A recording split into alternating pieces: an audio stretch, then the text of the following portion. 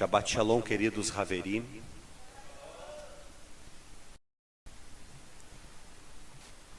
Momento de muita alegria para todos nós, Baruch Hashem. Momento de grande simcha, de alegria completa na presença do Hakadosh Baruch Hu, santo e bendito seja Ele. De estarmos aqui reiniciando os nossos serviços. Fazer o momento de Avodat Hashem, o serviço, e também a explanação da Parashá Hashavu, a Parashá da semana. Como eu falei antes, de nós iniciarmos o serviço, nós ainda estamos em falta com o Sefer Torá, por isso não realizamos o serviço da Torá, mas Bezrat Hashem, com a ajuda do Eterno, mês que vem, mais ou menos uns 2 meses, nós já estaremos com o nosso Sefer Torá, e assim poderemos realizar o serviço da Torá como de praxe, em toda a sinagoga. Muito bem. Parashá da semana, Parashá Hashavua, é a Parashá Terumá. Parashá Terumá, capítulo 25 do livro do Êxodo, Sefer Shemot, ela compreende do capítulo 25, verso 1, até o capítulo 27, e o Pasuk, o verso 19. A Haftará, o texto intermediário, o texto que corresponde a essa porção no Tanar, caiu em Melachim Aleph, 1 Reis, capítulo 5, verso 12, ao capítulo 6, verso 13, e os textos da Brit Hadashah, que vão abordar algum aspecto da Parashá, ou vai citar alguma coisa referente a essa porção, está em Hebreus, Igeret Haivrim, a carta aos Hebreus, capítulo 8, verso 1 ao 6, capítulo 9, verso 23, e o verso 24, e o capítulo 10, verso 1. São os textos da Brit Hadashah que vão abordar algum aspecto dessa porção. Ok? Baruch Hashem. Deixa eu só ajeitar aqui Aqui. Perfeito. Muito bem. O texto em hebraico. Só um minutinho. Eu preciso. Isso. O texto em hebraico nos diz: Vaidaber Hashem el Moshe lemor, daber el Bnei Israel, vik. Opa. Nossa. Vamos ler de novo. É que eu estou no site aqui, que eu estou sem o texto hebraico. E aí então eu cliquei na tela, abriu uma outra janela aqui. Mas vamos lá. Vaidaber Hashem el Moshe lemor, daber el Bnei Israel, vikhuli terumah me et kol ish asher idvenu livi tikhu et terumati. Vezot haterumah asher tikhu meitam zahav vakesef venehoshet. A tradução, agora eu tenho que voltar para o texto aqui em português, perfeito. Nos diz, E disse o Eterno a Moshe Rabbeinu: fala aos filhos de Israel que me tragam uma oferta alçada de todo homem cujo coração se mover voluntariamente.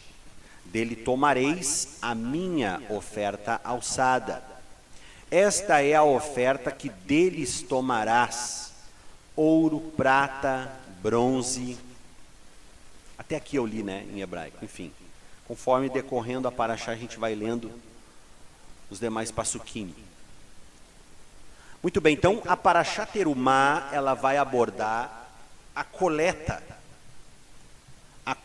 para a construção do Mishkan, do tabernáculo. Como todo ano nós se debruçamos sobre essa porção, estamos, careca de saber, que se trata, obviamente, das ofertas para a construção do Mishkan, do tabernáculo. Junto com essa porção vai estar conectado também o capítulo 35 do Sefer Shemot, do livro do Êxodo. Capítulo 35, que é a Parashá Vaikrel. Parashá Vaikrel é a Parashá que fala, né, quando Moshe congrega o povo. Estão conectadas essas duas porções, porque o Moshe Rabbeinu vai congregar o povo e vai trazer as instruções para a confecção. Veja bem, aqui a Parashá Terumá fala da coleta para a construção do tabernáculo. O recurso financeiro, o ouro, a prata, o bronze, como nós vimos. Na Parashá Vaikrel, 10 capítulos para frente, que é a Parashá que vai falar sobre agora a instrução de como construir o tabernáculo, no capítulo 35 de Êxodo, Sefer Shemot, é onde Hashem vai também, né, levantar homens capacitados para a construção desse grande empreendimento, que é o tabernáculo, de forma muito emblemática, né, muito simbólica, simbolismos, enfim. Muita coisa pode se extrair ali do tabernáculo, ok? Moshe Rabbeinu vai trazer instruções antes da construção do tabernáculo acerca do Shabat, né? O texto nos diz lá: Vaikrel Moshe et kol adat bnei Israel vayomer alechem elecha devarim asher tzivah Adonai la'asot otam sheshet yamim ta'aseh melacha vayom hashevi'i alachem kodesh Shabbat Shabbatom la'Adonai kol osevou milachayumat. Ou seja, congregou Moshe Rabbeinu, a congregação de Israel, né, os filhos de Israel, e disse: essas são as palavras, as instruções que o Hakadosh Baruch Hu traz, né? Ou seja, Asher tzivah Adonai la'asot otam.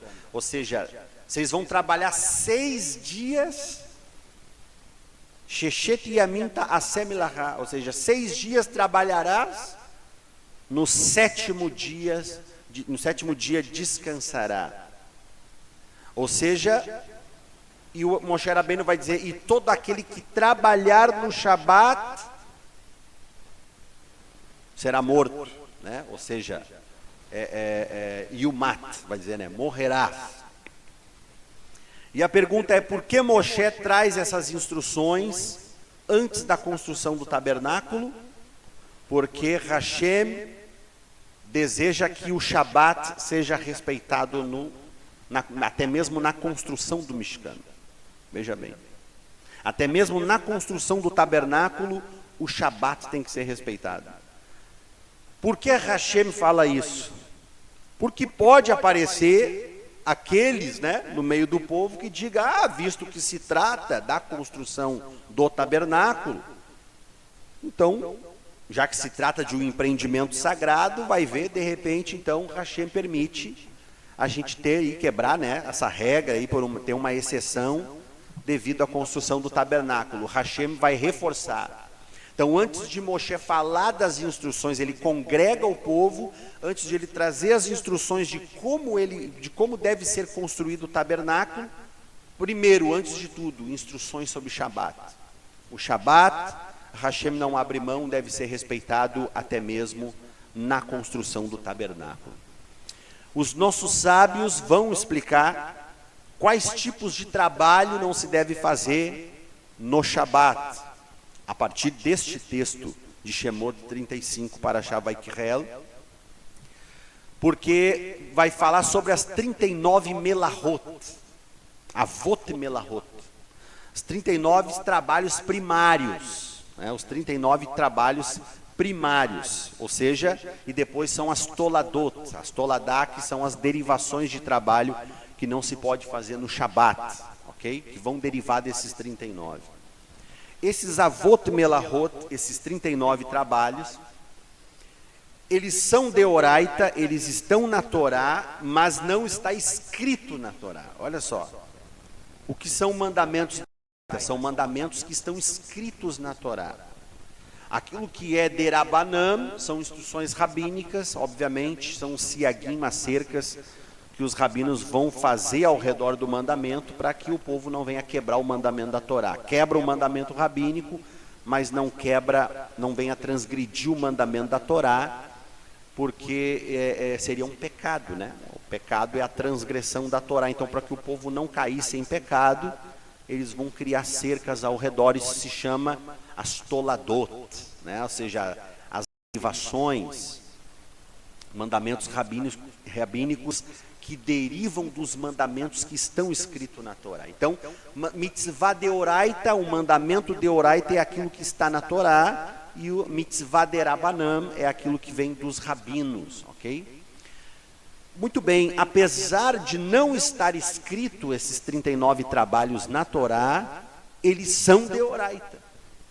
Porque os nossos sábios vão extrair essas 39 melahot primários, avot melahot, os trabalhos primários, da construção do tabernáculo.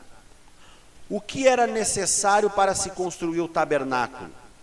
O que era necessário se fazer para construir o Mishkan? Então, os nossos sábios vão extrair 39 trabalhos dali, que eles vão compreender, ó, isso aqui é deoraita, porque apesar de não estar escrito, está subentendido na Torá, que obviamente foi feito, né? Logicamente, obviamente, foi realizado para a construção do tabernáculo, que seria abater um animal, escalpelar um animal, né? Curtir o couro, né? Semear, porque envolve questões ali de linho, que o linho vem, né? Dos vegetais. Então, tudo que envolve a construção do tabernáculo, martelar, acender fogo, forjar o metal, tudo isso, os nossos sábios vão listar na Mishnah, né? Se eu não me engano, isso está no Maseret Shabbat, né? Na Mishnah, e no Talmud também tem. Enfim, então, 39 trabalhos primários, e o resto é derivação. Por exemplo, um exemplo de derivação. Se não pode martelar no Shabat para forjar o metal, para se construir os utensílios do tabernáculo, enfim, então os nossos sábios vão dizer, é proibido carregar martelo no Shabat. Se não vai martelar, por que vai carregar martelo? E, por exemplo, é uma cerca que os nossos sábios criam para que o homem não venha cair na tentação de martelar alguma coisa. Visto que quando vai entrar o Shabat, ele encerra o trabalho e às vezes ficou, né, ali a última martelada, mas não pôde dar a última martelada para concluir o trabalho, porque entrou o Shabat, ele teve que soltar o martelo. Agora, só posterior ao Shabat, para ele ir lá e concluir esse trabalho. Veja, então, se não vai martelar no Shabat, para que vai carregar martelo? Isso seria uma toladá, ok? Não carregar o martelo, ok? Enfim, não arar a terra seria um trabalho primário, porque visto que tem que semear, arar a terra, enfim, não se pode fazer 39 trabalhos. Muito bem. Deixa eu só abrir aqui minha tela. Enfim, então a Parashá Terumá está conectada com a Parashá Vaikrel, ok? Numa, que é a Parashá em questão, é as ofertas para o tabernáculo. A outra são as instruções de como construir o tabernáculo, ok? Moshe Rabbeinu vai trazer as instruções da construção. Uma vez que foram coletadas as ofertas, agora Moisés vai trazer as instruções de como construir. Muito bem. E o verso da Parashá nos diz assim: fala aos filhos de Israel que me tragam uma oferta alçada de todo homem cujo coração se move voluntariamente. O primeiro ponto desse verso que eu quero abordar seria a terumá, a palavra terumá, que quer dizer oferta. Traga uma oferta alçada. Nós temos vários tipos de ofertas dentro da Torá, né? Uma delas é essa em questão, a oferta alçada, cujo coração se move voluntariamente. Ou seja, é aquilo que Hashem propôs no seu coração. Ou melhor, não é o que Hashem, é o que cada um propôs no seu coração. Isso até nem tem nada a ver com o eterno. É o que cada um decidiu. Eu acho que eu vou dar tanto, vou dar um pouquinho mais, vou dar um pouquinho menos. É o que cada um decidiu. É aquilo que se moveu voluntariamente. Isso parte da pessoa. Ok? Isso parte da pessoa e não do eterno. A pessoa é quem decide.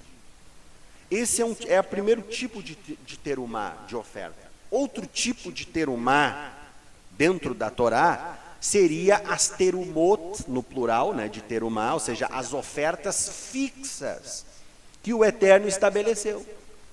Ou seja, agora sim parte do Eterno. Agora não é o coração se move voluntariamente. A oferta terumá fixa que eu falo seria os primeiros frutos ali, né? Não, os primeiros frutos seriam os bicurim, as primícias. Mas quando o agricultor ele colhia, né, a sua colheita, ele tinha que separar o dízimo, que é o Maser Rishon, depois Maser Sheni, o segundo dízimo. Veja bem, antes de separar Maser Rishon, que é o Maser, o primeiro dízimo, antes de tudo, ele tem que separar uma oferta, uma terumá. Essa oferta, essa terumá, ela é dada a um sacerdote, a um Cohen. A Torá fala sobre isso e a Mishnah também vai falar sobre isso. Ou seja, antes de ele separar o dízimo, ele separa a oferta da sua colheita, fixa, porque é sempre naquela data, é sempre quando ele pega o montante da sua colheita, ele separa a terumá. Essa terumá é destinada a um sacerdote, a um Cohen, que por sua vez, né, o sacerdote, ele vai separar a terumat maaser, que na Bíblia Sagrada, na Torá em português, é conhecido como segundo dízimo. Então ele vai receber essa terumá, ele vai separar o dízimo dos dízimos, né? A Mishnah também dá a entender que na verdade nem é o Cohen que recebe essa terumá, mas a tribo de Levi. Porque nem todo Levi é sacerdote, mas a tribo de Levi ela é bancada, ela é sustentada pelas demais tribos, visto que exerce uma posição privilegiada devido a tribo de Levi não ter se envolvido no pecado do bezerro de ouro, enfim. Sacerdote é quem vem da linhagem de Arão. Então a tribo de Levi que não recebeu terra vai receber territórios, né, dentro das outras tribos, e também vai receber terumot, as ofertas fixas. E eles vão separar a terumat maaser, que é o dízimo do dízimo, para os koanim, os sacerdotes.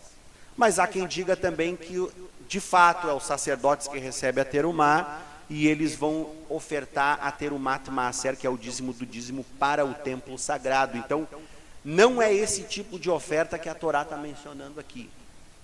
O que a Torá está mencionando aqui seria uma oferta alçada que cada um contribuiu voluntariamente, propôs no seu coração de forma voluntária, ok?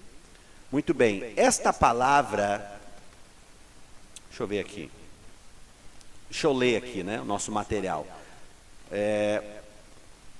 O dízimo é obrigatório, mas as ofertas são voluntárias, exceto aquelas exigidas para os tempos fixos, né, do Eterno.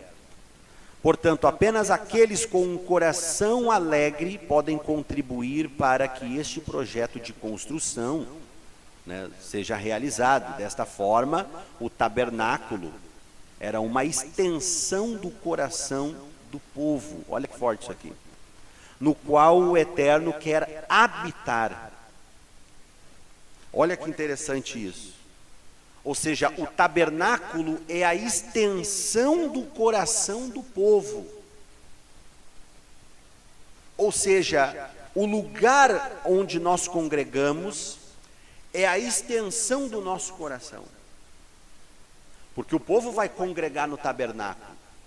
As festas fixas, anuais, que envolve Shelo Sheregalim, as festas de peregrinações, mas eu me refiro a Mikraei Kodesh, as santas convocações que o Eterno fala em Levítico 23, nas festas, no Shabat, que é uma festa semanal, tem aí as festas mensais, que é Rosh Hodesh, as festas anuais, que é o Shelo Sheregalim, de peregrinações, que os judeus saem de diversos lugares do mundo e vão para Jerusalém, para lá celebrar a festa, que é Sukkot, Shavuot, Pesach, ou seja, tem que estar lá na cidade, né? Podemos incluir também o Yom Kippur.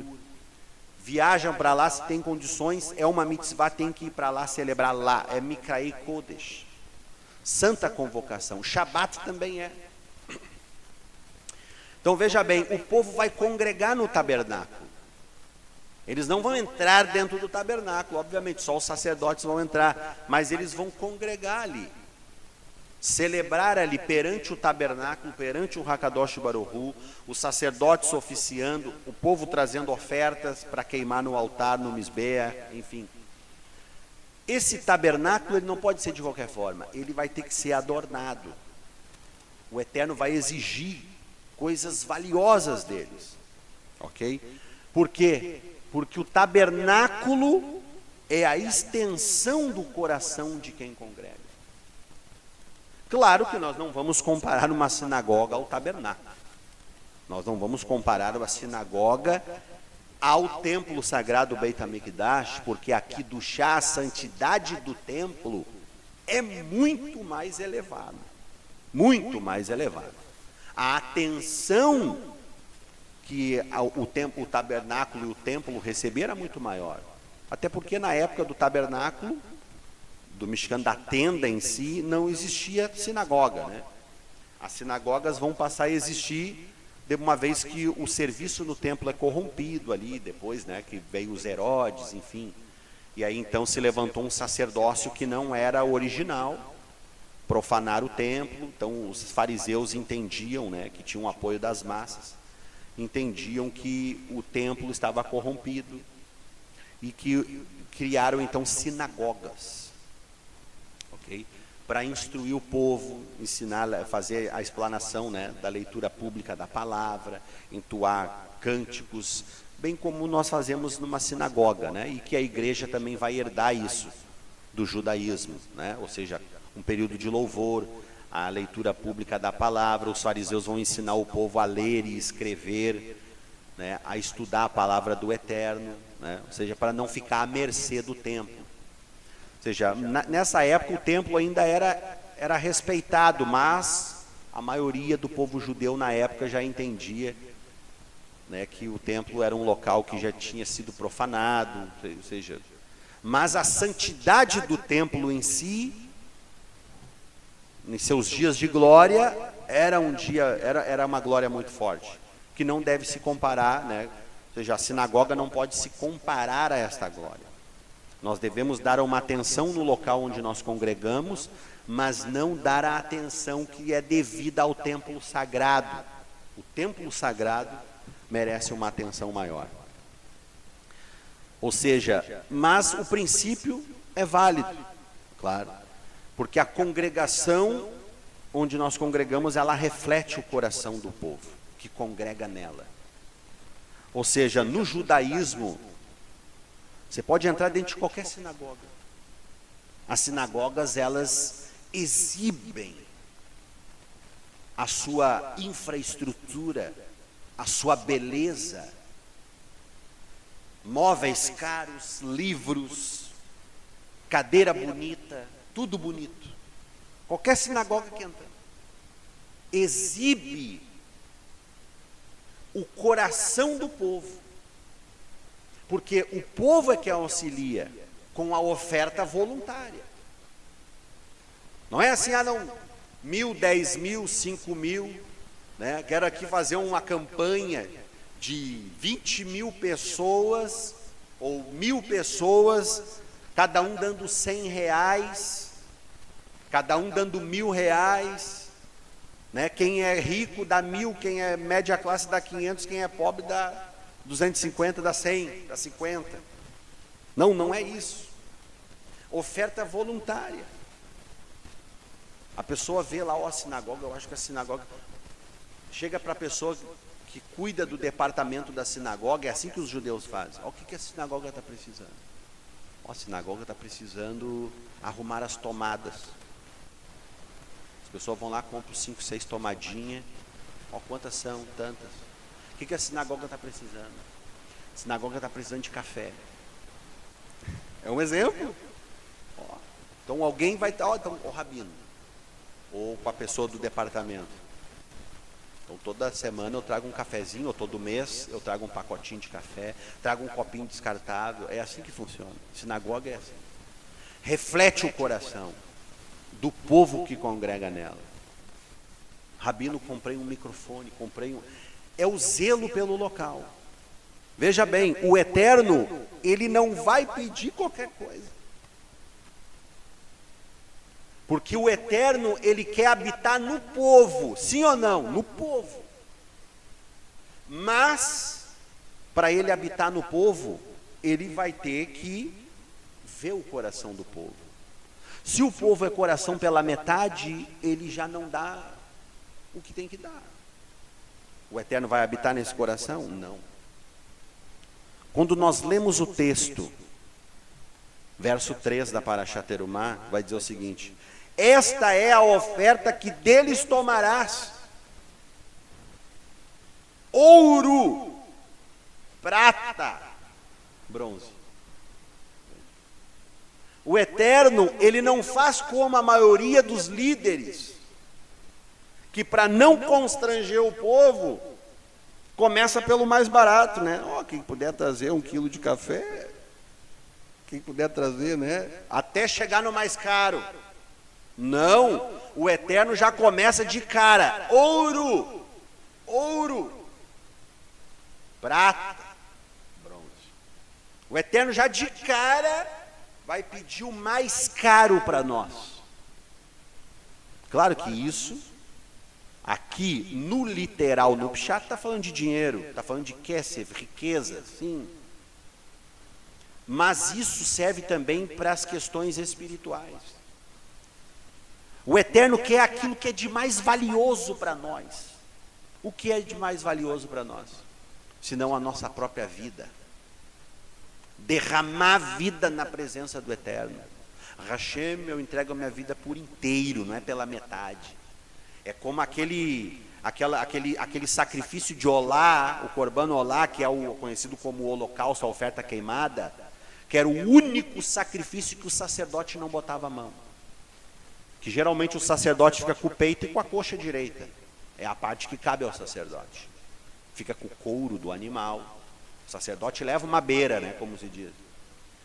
Oferta de olá queimada, o animal queima inteiro, ninguém bota a mão em nada. É tudo para Deus. E o sacerdote, olha, veja bem, a carne é comida pelos sacerdotes, né? Quando a carne não queima por inteiro. É comida pelos sacerdotes. O Corban Olá, que é o sacrifício de Olá de ascensão, de elevação, o animal queima inteiro, ele torra, ele vira cinza no altar. Ninguém toca em nada. É tudo para o Eterno. Esse tipo de sacrifício reflete aquele que quer se elevar no mundo espiritual. Por isso que é Corban Olá, é a oferta de ascensão, é uma oferta de elevação. Ou seja, essa oferta reflete o coração do ofertante. Porque ele diz, assim como este animal, Hashem, está queimando inteiro no altar, assim eu quero entregar minha vida inteira para ti. Olha, isso é oferta de elevação. Aqui é praticamente a mesma coisa, só que com o dinheiro. Responsabilidades que nós devemos ter para com o local. O povo judeu é um povo próspero, porque se preocupa com a obra do Eterno. Entende que estudo, Talmud Torá, estudo de Torá é cumprimento de mitzvah. E cumprimento de mitzvah gera o quê? Brahot, bênção. Estamos barganhando? Não. Estamos querendo alegrar o coração do Eterno. Nós queremos um local para se reunir, para a gente conversar, estudar Torá Shebal Peh, Torá oral, Torá Shebirtav, escrita, tradição, cumprir mandamento, se sentir bem. Então, a congregação reflete o coração de quem congrega nela. Quantas vezes você já não entrou em congregações que no estacionamento vai contabilizar o carro, os carros são caríssimos, mas a congregação é pobre? É coisa para fazer, é coisa para aquilo lá. As pessoas não investem na congregação, porque o pastor é ladrão, porque o rabino é ladrão. As pessoas ficam receosas. Claro que também a Torá ensina que deve pedir, que o povo deve ter zelo, mas a Torá também ensina que os líderes devem prestar conta daquilo que recebe. Para Shapikudei, no término da construção do tabernáculo, é a última porção do Sefer Shemot. Moshe Rabbeinu vai trazer uma prestação de conta. Tanto de prata foi usado para fazer as bases da cerca ao redor. Tanto de bronze foi usado para fazer o altar de holocausto. Tanto de ouro foi usado para fazer nos utensílios. Ele começa a prestar conta de quanto o povo recebeu, de quanto ele recebeu do povo e quanto foi usado na obra. Isso é Bíblia. O líder tem que prestar conta daquilo que ele recebe. Transparência. E assim, a obra de Deus vai crescendo. Quando nós lemos, por exemplo, 2 Reis capítulo 6. 2 Reis capítulo 6. Se eu não me engano Se alguém puder conferir para mim. 2 Reis capítulo 6. Não exatamente acho que é no começo. Eliseu. Exatamente. Como que começa esse texto? Leia para nós, Euri.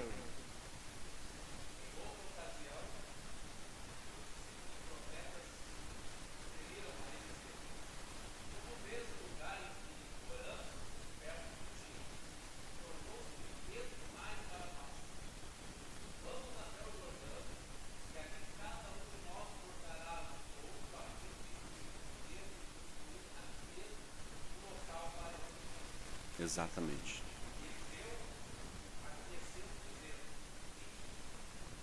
Até aí tá bom, obrigado. Veja bem, então Eliseu, ele está enfrentando um problema. A congregação está pequena. Quem são esses discípulos de Elisha Hanavi, o profeta Eliseu? Os filhos dos profetas, que eram discípulos do profeta Eliseu. A congregação está pequena, porque a congregação está crescendo. Alguém falou, profeta, o local está pequeno. Só que ele traz o problema, ele grifa o problema, mas ele também traz a solução para o problema. Vamos até o Jordão. Cada um de nós corta uma viga e construamos um lugar maior para habitarmos. O que o profeta diz? Ide.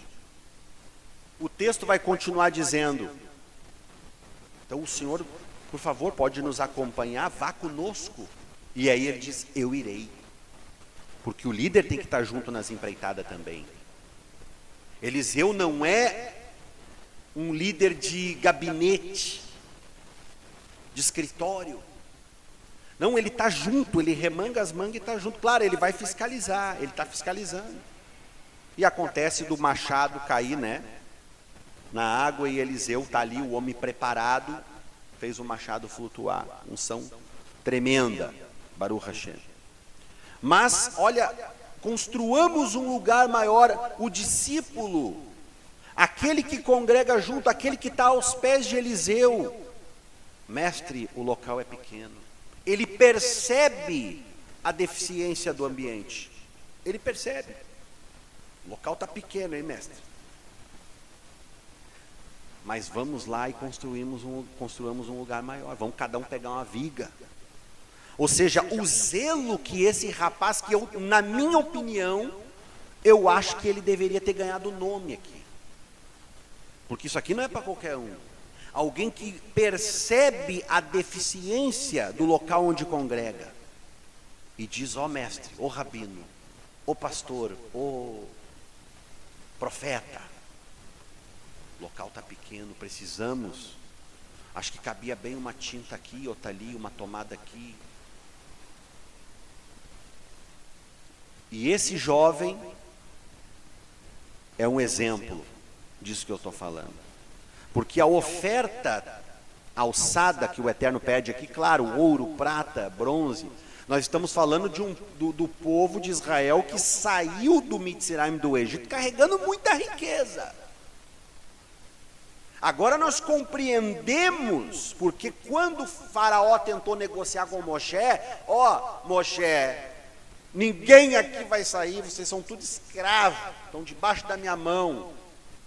Aí Moshe, então o Hashem vai lá, opera, e o faraó vai e recolhe a mão e diz, não, tá, pode ir.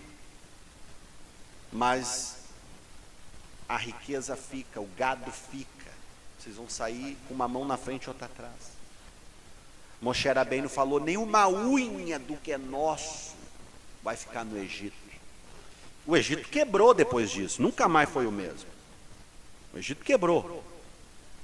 Isso significa que o Egito deu o ouro e não pagou a conta, deu a prata e não pagou a conta, deu o bronze e não pagou a conta, deu o ferro, o metal, as panelas velhas, não pagou a conta.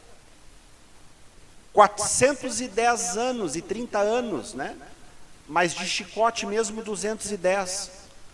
Porque o cativeiro começa quando Yaakov desce para o Mitzrayim, para o Egito. Quando Jacó desce para o Egito é que começa o cativeiro mesmo.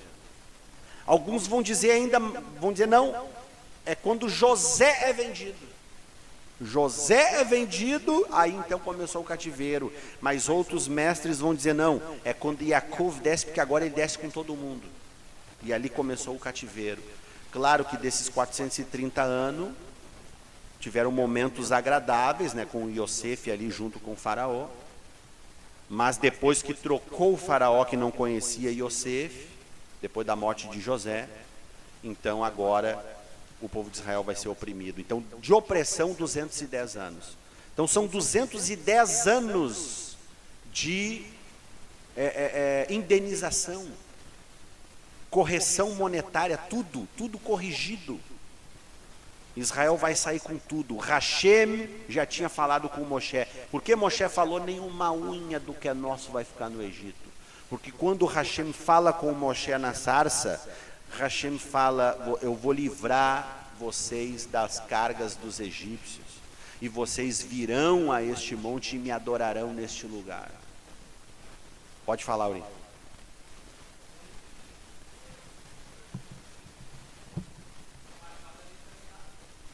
O machado era emprestado.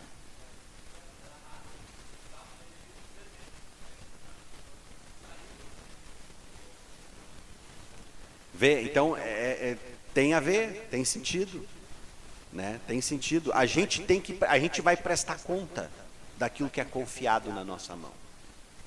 Veja bem. Qual foi a preocupação do jovem? O machado era emprestado. Porque ele sabe que vai ter que prestar conta. E por que o machado caiu na água? Porque afrouxou do cabo na batida. E por que afrouxou do cabo na batida? Porque ele não tinha afiado o machado. Porque quando o machado está afiado, não se utiliza da força, é só o jeito. Só coloca o machado. Quando o machado perde o fio, tem que se usar da força. E aí então, no atrito, o cabo afrouxou quando ele levou a mão o machado. Então ele perdeu o machado por irresponsabilidade dele, de não afiar a ferramenta que lhe foi confiada. E agora ele perdeu a ferramenta e temeu: eu vou ter que prestar conta dessa ferramenta. Graças a Hashem, o profeta estava ali, fez o machado flutuar e recuperou a ferramenta, né? De vez em quando o Hashem tem que fazer alguns machados flutuarem na nossa vida, porque às vezes a gente não cuida com responsabilidade daquilo que nos é confiado. Veja, a riqueza que o povo traz do Egito é a mesma coisa. Nós temos que cuidar daquilo que Hashem nos dá. Tudo é permissão divina. A cadeira, tudo que existe aqui. Os nossos sábios dizem, na coluna do meio de Keter e Malhut, das 10 sefirot, a árvore da vida, né? São 4 mundos. Olam Asiá, o mundo da ação, onde nós estamos. Acima desse, o mundo, o Olam Yetzirá, o mundo da formação. Acima desse, Olam Rabriá, o mundo da criação. E acima desse, Olam Atzilut, o mundo da emanação, das emanações. Em Hebreus 11 fala, pela fé cremos que os mundos foram criados pela palavra do Eterno. Mundos no plural. Então, Olam Atzilut, Olam Rabriá, Olam Yetzirá e Olam Asiá, o mundo da ação. A árvore da vida, que está dentro desses mundos, ela toca com suas raízes aqui no mundo, aqui embaixo, no mundo da ação, emanando as 10 sefirot para este mundo. E o topo dessa árvore da vida está em Olam Atzilut, no mundo da emanação. Então, das 10 sefirot da árvore da vida, que são, acredito que vocês conhecem, a primeira, as 3 intelectuais que estão no topo dessa árvore, que é Keter, Hormá e Biná, estão no topo da árvore, e depois nós vamos, Keter está em Atzilut, né? Está no mundo da emanação. A primeira Sefirá, Keter, está no mundo das emanações. Em Olam Rabriá, no mundo da criação, Hormá e Biná. No mundo mais inferior, que é Olam Yetzirá, o mundo da formação, estão 6 Sefirot emocionais ou sentimentais, que todo homem tem, que é Gevurá, que é severidade, né? Chesed, bondade, Hod, Netzach, Tiferet, Yesod. Depois, Malhut, no mundo da ação, onde nós estamos. Então, se nós olharmos o gráfico na internet, a gente pode conferir isso. As raízes da árvore da vida estão conectadas neste mundo, e o topo dessa árvore está lá no mundo mais elevado, que é o mundo das emanações. Ou seja, Hashem emana do topo da árvore de Keter e vai para o mundo da criação, que é o Olam Rabriá, e aí então as coisas são criadas no mundo, porque emanou o poder do Eterno, de Olam Atzilut, do mundo das emanações. Em Olam Rabriá, as coisas são criadas no mundo espiritual. Em Olam Yetzirá, as coisas começam a pegar forma.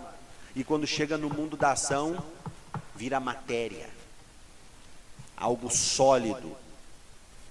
Então os nossos sábios dizem, essa cadeira, este móvel, essa bimá, esse microfone, tudo que existe, só existe porque neste exato momento, Hashem está emanando poder para ela.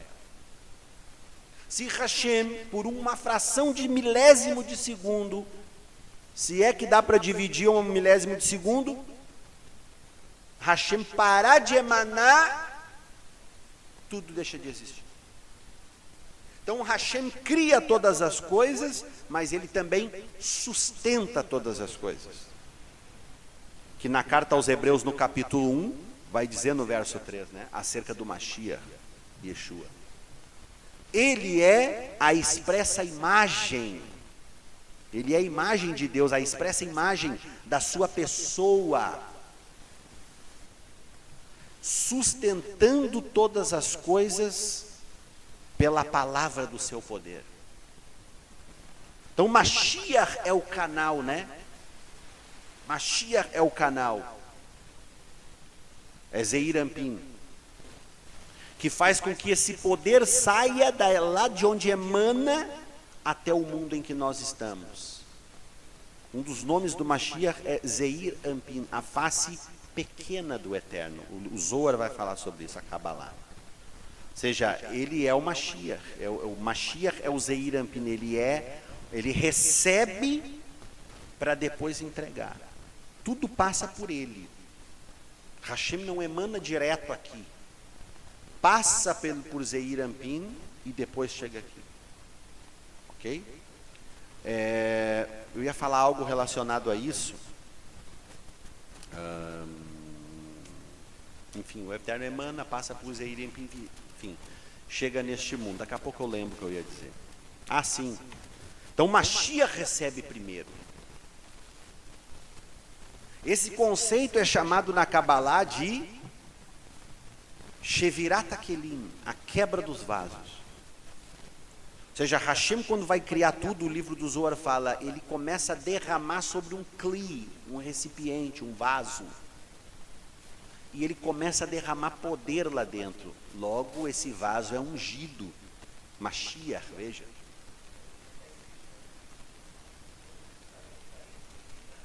Exatamente. Porque primeiro ele recebe, ele é o kli, ele é o vaso. Esse poder começa a emanar para dentro dele. E ele começa a reter todo esse poder. Ele recebe de alguém mais poderoso. E ele começa a se encher desse poder. Veja, o que é poder senão unção? Unção é poder de Deus. Unção é o poder do Eterno, de realizar as coisas por meio do poder divino. Mashiach fala, as coisas que eu faço, não faço por mim mesmo, faço porque, né, vi meu pai fazer, porque o meu pai me deu toda a autoridade, né, autoridade e poder, é a mesma palavra no hebraico, Elohim. Toda a autoridade me foi dada nos céus e na terra. Lembra do caso do homem que desceu do telhado? Desceram o homem pelo telhado. Ele fala, perdoados estão os teus pecados. Alguém murmurou. Esse homem blasfema. Só Deus pode perdoar pecado. Só Deus pode perdoar pecado. Tá aí o que o anjo falou para o profeta Isaías quando tocou na boca dele, com a brasa que ele quebrou do pavimento de safira e trouxe até o profeta Isaías e tocou os lábios do profeta Isaías.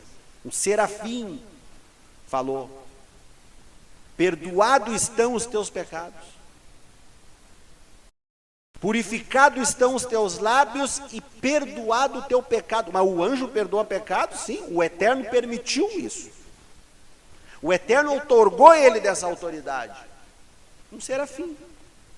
Por que Mashiach não vai ter esse poder também? Então alguém murmurou, só o Eterno. Essa pessoa não leu Isaías 6, né, que na época já existia. Só o Eterno é quem pode perdoar. E Yeshua, conhecendo os corações, falou, o que é mais fácil dizer este homem? Perdoados estão os teus pecados ou levanta e anda? É muito mais fácil dizer perdoados estão os teus pecados, né? Porque se eu chegar e falar perdoados estão os teus pecados, que garantia você tem? São só palavras. Que garantia que isso é verdade que eu estou falando? Então Yeshua vai trazer a evidência de que as palavras dele são verdadeiras, que ele recebeu essa autoridade de perdoar pecado.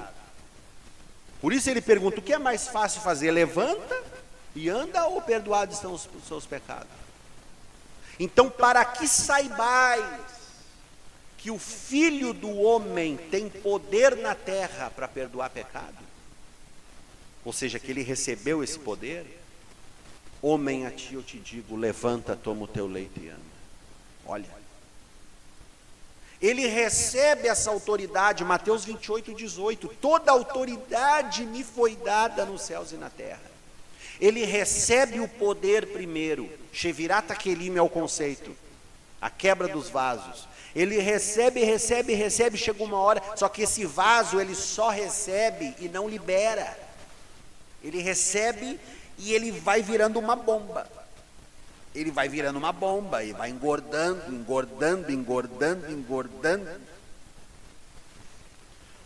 Ele vai engordando, chega uma hora que ele não consegue reter mais, ele explode. É a quebra dos vasos.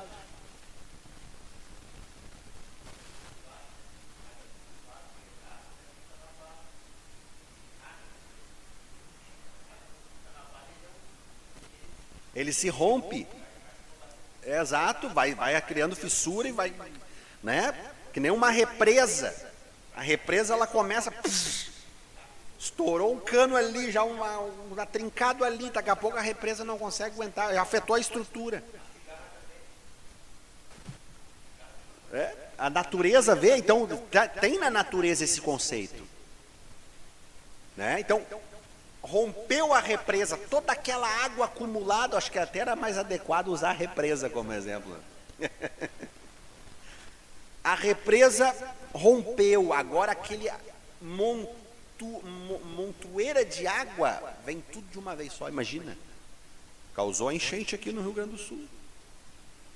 Um corregozinho que começa a ser represado, ele começa a reter a água que recebe, um pouquinho, aquele corregozinho que ninguém dá nada.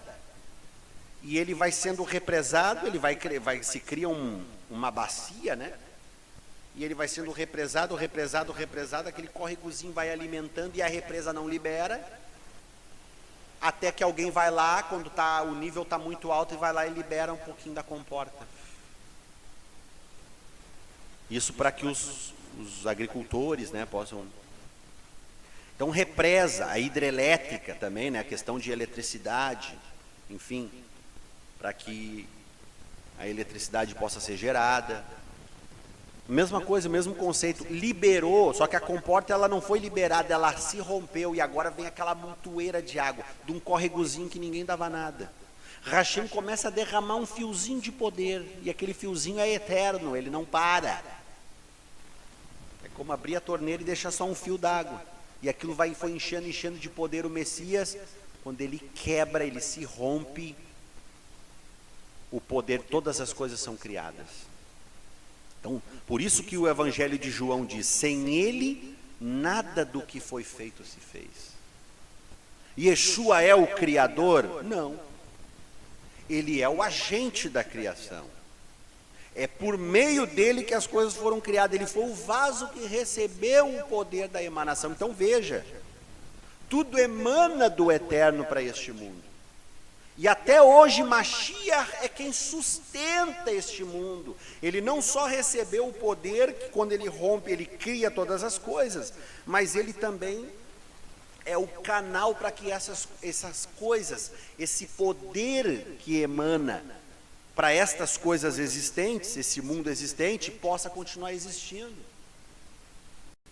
É a reverberação do poder da palavra divina ecoando no tempo, com poder, sustentando todas as coisas pela palavra do seu poder. Hebreus 1, verso 3. Veja, então, é isso, tudo emana do eterno para este mundo. E tudo que chega para nós é permissão divina. No hebraico não existe o verbo ter. Eu tenho um ventilador, eu tenho uma caixa de som, eu tenho um carro, eu tenho uma casa, eu tenho uma esposa, eu tenho filhos, eu tenho tantas coisas. Não existe o verbo ter no hebraico. A expressão yesh li, eu tenho, no hebraico, na verdade não é eu tenho. Yesh li hamechonit, eu tenho um carro, eu tenho uma máquina. Ou seja, a expressão eu tenho no hebraico, na verdade não é eu tenho. existe para mim. Existe para mim um carro. Não existe o verbo ter em hebraico. Existe para mim um carro, existe para mim uma esposa, existe para mim uma casa. Por quê? Porque se existe e está na nossa mão, é porque é permissão divina e o Eterno está emanando poder. Olha só. O Eterno emana tanto poder sobre as coisas criadas, que no deserto, a Torá diz, a sandália crescia no pé. Olha. A roupa não se desgastava, crescia junto, as crianças iam crescendo e a roupa ia se ajustando no corpo. Olha, dá vontade até de chorar. Poder divino emanando. Hashem deve ter falado assim, ó, vou liberar um pouquinho, vou abrir um pouquinho mais a torneira, para que essas coisas não só se permaneçam na vida deles, como também venham a se adaptar ao corpo. Olha só. A emanação do Eterno, então, existia para o povo no deserto, vestimentas existia, porque o Eterno emanou poder para essas vestes. Existia maná, descia da onde? Do céu, porque Hashem emanava poder, abria as comportas, né? Os moinhos, conforme diz o salmista, os moinhos que moíam o maná, e caía o man no deserto, para alimentar o povo. Tudo emana do Eterno, tudo existe para nós, porque o Eterno permitiu. Agora imagina, Faraó diz, vou fazer o caminho de volta. Faraó falar assim para Moshe, vocês vão ir, mas as coisas vão ficar. Os animais vão ficar. A riqueza vai ficar. Vocês vão sair com uma mão na frente e outra atrás, Moshe.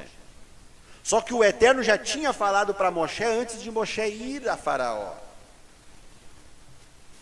Libertar o povo, Moshe, e vocês vão vir e vão me servir nesse monte. Como que vai servir a Hashem sem sacrifício? Como que vai servir a Deus sem recurso? Então Moshe, sabendo, Hashem falou que é para nós servir Ele quando nós sair daqui. É para celebrar uma festa ao Eterno quando nós sair daqui lá, no monte, que seria a outorga da Torá.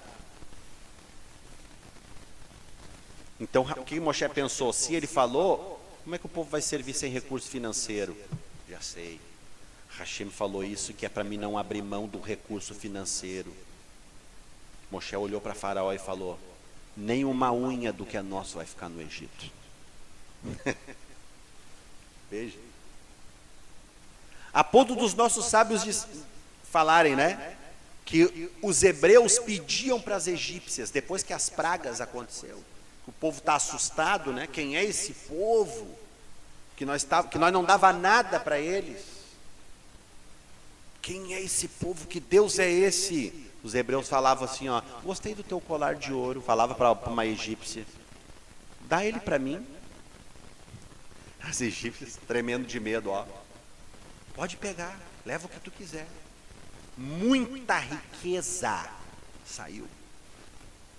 Por quê?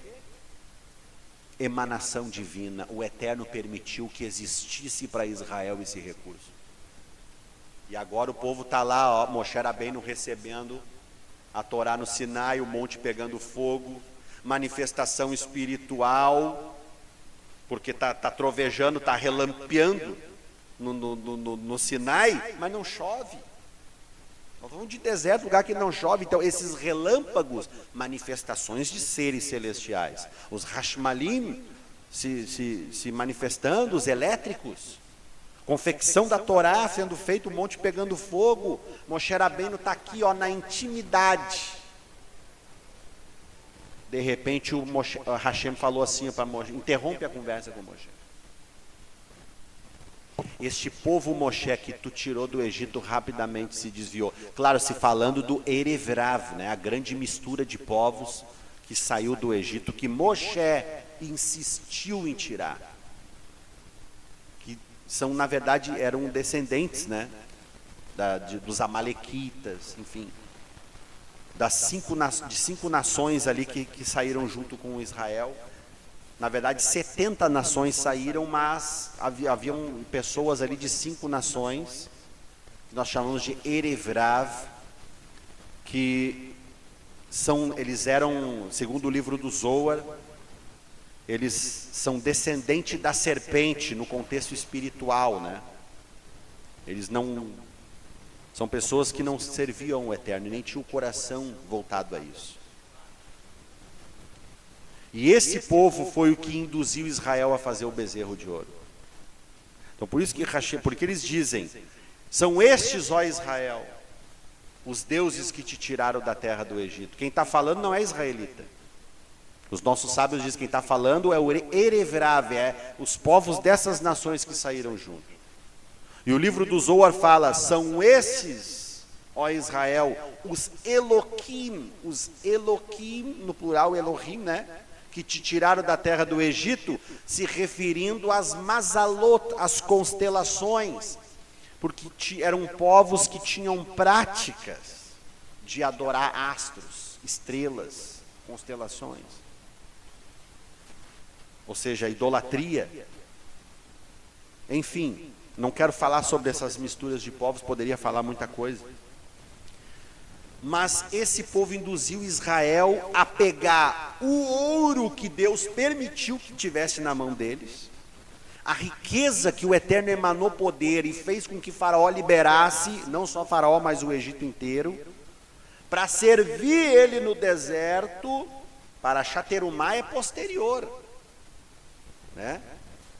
Na verdade, Parashat Terumá, ela é posterior, não está bem na ordem cronológica, porque a Parashat Kitzá, que aqui no livro do Êxodo vai estar como depois, mas é mais ou menos simultaneamente, porque Parashat Kitzá é a Parashat que o Moshe pede as ofertas, e Parashat Terumá é a Parashat que Moshe pede as ofertas para a confecção do serviço de Deus, serviço a Deus. Parashat Kitzá vai falar sobre o bezerro de ouro, que Moisés está recebendo as instruções divinas e o povo se corrompe, vai atrás do Erevrav, do povo misto que saiu, e pega a riqueza que Deus deu para servir a ele e constrói um bezerro de ouro. Olha só.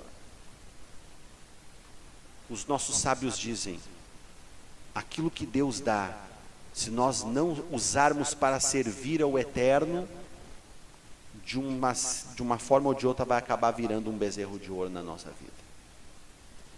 Porque o conceito de idolatria, veja, a avareza, o apóstolo Paulo diz, Rabi Shaul, a avareza é idolatria, na carta a Timóteo. Ou seja, Rabi Shaul fala que nós devemos fugir de duas coisas, da prostituição e da avareza, que é idolatria. Então a gente ter o coração avarento, isso se configura idolatria. E Yeshua falou, ninguém pode servir a dois senhores, ou serve a Deus ou serve a Mamon, ou serve às riquezas, porque Mamon na verdade é dinheiro em hebraico. Ou serve a Deus ou serve o dinheiro, as riquezas. Então veja, é como eu estou falando, Yeshua fala, ou serve a Deus ou serve ou vai servir de bezerro de ouro.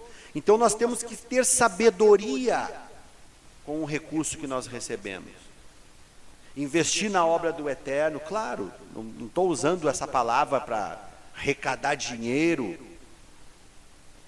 mas para alertar, nos alertar, o zelo que nós devemos ter pela casa de Deus, de manter o local, né, para que isso possa atrair novas pessoas, né? Nós estamos com um ar-condicionado ali, que nós pretendemos instalar, mas nós não vamos ficar com aquele ar-condicionado, nós vamos comprar outro, porque aquele ali no fim está estragado, né? Mas são coisas que a gente vai direcionar o recurso que recebemos. Um ar-condicionado para que no verão, agora está acabando o verão, né? Mas no verão que vem, Bezerrat Hashem, vamos rezar no geladinho, a camiseta não vai suar, vamos passar o dia todo aqui dentro, a maquiagem não vai derreter no rosto das irmãs. Ou seja, nós vamos passar o verão todo, o Shabat todo aqui no geladinho, servindo a Hashem. né, adornando, tornando cada vez mais bonita a casa do Eterno e prontos, receptivos para receber os nossos irmãos. Sei que o nosso horário é avançado, nós começamos tarde hoje o nosso serviço, né? Enfim, muita coisa eu poderia falar. Sim, encerro. Tem que selar essa palavra com esse verso da Parashat Terumá. O texto diz, né? Ve'asuli amikdash ve'shachanti betoham. Faça para mim um santuário e eu habitarei no meio deles. É o verso 8 da Parashat Terumá. Veja a expressão, faça para mim um santuário e eu habitarei no meio deles, né? Ve'shachanti betoham. Só que essa tradução, ela também pode ser traduzida da seguinte maneira. Então, eu estou lendo aqui o verso, né? Shemot 25, verso 8. Deixa eu ver aqui, verso 8. Essa expressão, Ve'shachanti betoham, ela pode ser traduzida, né? E habitarei no meio deles. Trazendo o entendimento de que o Eterno vai habitar na tenda no meio do povo. Só que nós sabemos que Hashem não habita em templo construído feito por mãos humanas, né? Ou seja, há uma segunda possibilidade de tradução aqui, que seria Ve'shachanti betoham, e habitarei dentro deles. Porque a palavra betoham aqui é da palavra betor, quer dizer dentro. Betor quer dizer dentro, betoham dentro deles. Habitarei dentro de vocês. Essa seria a tradução perfeita. Olha só, faça para mim um santuário e eu habitarei dentro deles, dentro de vocês. Olha aqui, pessoal. Qual é o santuário que Hashem está falando que é para fazer? Quem se arrisca? Exatamente. Hashem está trazendo a instrução da construção do tabernáculo. Moshe está trazendo. Físico, a tenda. Mas a tenda é a extensão do coração do povo. A tenda reflete o coração do povo. Ou seja, Hashem está dizendo, vocês vão fazer para mim esse santuário, esse tabernáculo. Sim, vai ser útil para o relacionamento. Mas ao fazer esse santuário aqui, vocês vão estar construindo um tabernáculo no coração de vocês. Porque o tabernáculo é a extensão do coração. Ou seja, façam para mim o tabernáculo, ó, no Pichat é a tenda. Mas no Remes, façam para mim um tabernáculo no seu coração. E eu habitarei dentro de vocês. Olha. Porque é impossível, eu falo, queridos, é impossível, baseado na Torá, Hashem habitar num coração que não tem zelo pela obra dele. Porque a pessoa que tem zelo pela obra dele, ela está revelando o que está no seu coração. E Yeshua falou, onde estiver a vossa riqueza, aí estará também o vosso coração. Se a vossa riqueza estiver na casa do Eterno, o amor pela obra, ali está o vosso coração e Deus faz morada nele. Se o coração não estiver na obra do Eterno, onde que ele está? No bezerro de ouro. Então que nós possamos cuidar daquilo que Hashem nos deu, permite para nós, para que nós venhamos servir o Eterno e mais, para que o Eterno venha habitar nos nossos corações e para que ele venha repreender, né? Todo prejuízo na nossa vida, porque ele que emana o poder. Por que a TV estraga? Por que o rádio estraga? Por que o carro estraga, o pneu fura? Porque não é o Eterno que tinha o controle sobre as vestes no deserto? não deixava se desgastar, até o pneu dura mais. Até o pneu dura mais. A gasolina, o carro começa a fazer mais quilometragem. É verdade, querido Raverinho. Nós cremos nisso. No poder, que o mesmo poder que o Eterno emanou para cuidar do seu povo no deserto, ele emana sobre as nossas vidas. Mas o que o Eterno falou: ouro, prata, bronze, façam para mim um santuário e habitarei dentro de vocês. Rav Shaul disse: não sabeis vós que sois templo do Espírito de Deus? Que o Espírito de Deus habita em vós? Rav Shaul está trazendo esse conceito do tabernáculo. E quando ele fala também, cada um contribua, né? Lá 1 Coríntios capítulo 9, verso 6. Cada um contribua o que propôs no seu coração, não por necessidade, não por,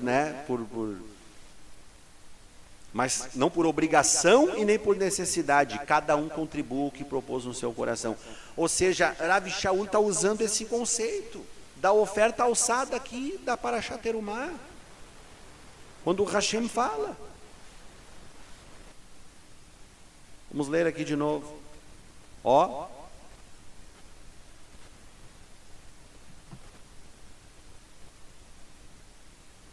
Fala aos filhos de Israel que me tragam uma oferta alçada de todo homem cujo coração se move voluntariamente. Coração se move voluntariamente, não é o Eterno que dá a inspiração. Tem gente que diz: eu não senti de Deus. Não, nem vai sentir, porque o Eterno não quer, que ele não vai mover o coração. Quem vai mover é nós. Nós vamos dizer: eu vou pegar uma parte do meu salário e vou ajudar na obra do Eterno. Eu já coloquei isso no meu coração. A parte que eu ganho do meu salário, como professor, como dos trabalhos que eu realizo, eu vou investir na casa do Eterno, até mais do que o exigido, porque eu quero ver esse lugar bonito. E as contas serão prestadas. Eu sei, já de início, né? Primeira Parashá Terumá, fala de oferta, mas é bom, nós precisamos compreender que o Eterno é quem emana e faz essa manutenção. A gente sabe, né? Onde o sapato aperta. Cada um de nós sabe. Essa palavra fala muito comigo. Enfim, pessoal, quer conhecer o povo que congrega no local? Observa a congregação. Se a congregação é pobre, o povo é miserável. Pode estar com carrão, pode estar de nave, ser empresário, é miserável. Olha aí. Então, exatamente, quer conhecer quem congrega? É quem oferta, é quem cuida, é quem... Nem que seja, que nem eu falei, como eu falei, nem que seja com uma tomada. Rabino, comprei um livro, aqui ó, isso aqui vai sair, ó. Tá vendo essa parte aqui? Essa parede aqui de madeira. Vocês estão vendo? Essa parede de madeira aqui, isso aqui vai sair. Nós vamos fechar de tijolo aqui e no local dessa parede aqui, ó, nós vamos fazer uma estante aqui e vai ter todos os livros da tradição judaica. Os Midrashim, Zohar, Talmud, Mishnah, tudo que possa existir, nós vamos encher isso aqui. Com recurso da sinagoga, com recurso que eu vou injetar do meu dinheiro, que nós vamos cooperar, que vai estar à disposição de todos para estudarem. Vai chegar aqui, vai estudar, vai levar para casa, vai trazer de volta, vai colocar. Porque é assim que funciona um Beit Midrash. Ok, queridos? Que essa congregação possa refletir os nossos corações. Amém? Muito bem, então essa foi a Parashá Terumá, né? Próxima semana nós vamos se debruçar sobre outra Parashá, que Hashem venha nos inspirar a viver essa palavra nos nossos corações. Amém? Shabbat Shalom, Hazak Uvaruch.